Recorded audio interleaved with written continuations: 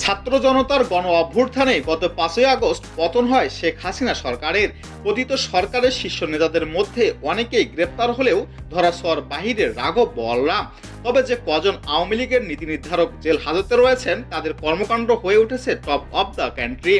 কেউ পুলিশকে ধমকাচ্ছেন, কেউ বলছেন বর্তমান সরকারকে দেখে নেবেন, আবার কেউ বলছেন 2 গুণ নিয়ে আওয়ামী লীগ সরকার ক্ষমতায় ফিরে আসবে। ভারত থেকে ফিরে আসবেন তাদের নাটের গুরু শেখ হাসিনা। এর মধ্যে গত কয়েকদিন আগে এক ঘটনা জন্ম দিয়েছে আলোচনা সমালোচনার।